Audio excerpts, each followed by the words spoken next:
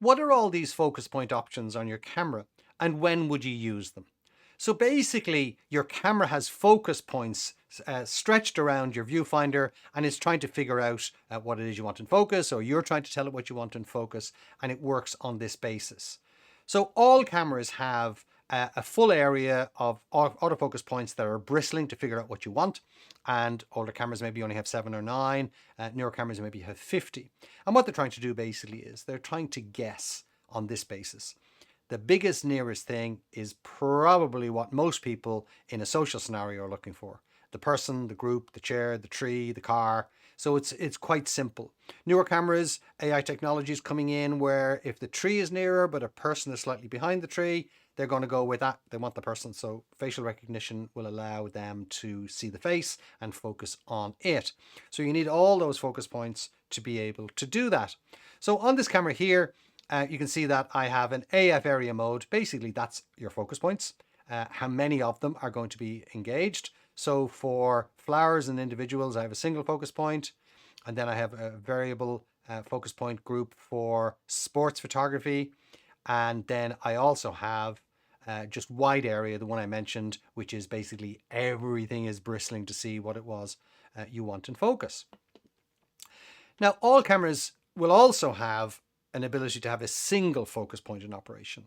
And where that works basically is for handheld photography, you would point at something, you would lock the focus by keeping your finger halfway pressed, and you'd recompose with your finger down, and that thing, that distance between you and that thing, will remain in focus.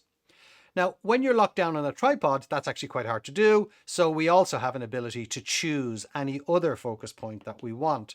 So if we're locked down and we choose a different focus point, in this case, I would choose that one because for a landscape shot, I want to be focused 1/3 into the shot, which is a way of making sure that what's in front of that point and what's behind that point is in focus, on the basis that depth of field is distributed 1/3 in front of a focus point and 2/3 behind. So on a tripod, very hard for me to move around and lock focus, but by choosing a different focus point at a point that I want, I can make that happen. Now, newer cameras and high-end cameras always have this other option, which is a group, and it's specifically designed for sports photography. So when you have a subject that is moving, so if you think of football players or you think of soccer players, basketball players, there's a bunch of them around and you want to make sure that you're focused on the one that you want to focus on. So that group can be pointed at your subject and everything else is ignored. And if you have your finger pressed halfway down, I'll show you that here now, finger pressed halfway down, then that subject stays in focus all the time while your finger is pressed halfway down. So they're the various options that you would have. They would call them something different, but basically it's all, one, or a group, depending on the camera, the age of the camera, and how new they are, basically. So what are all those focus point options in your camera and when would you use them? It all depends on whether you're looking at a static subject or you're looking at a moving subject or you're letting the camera choose for you by having all them going. So as always, if you have any questions, just pop them in the comments.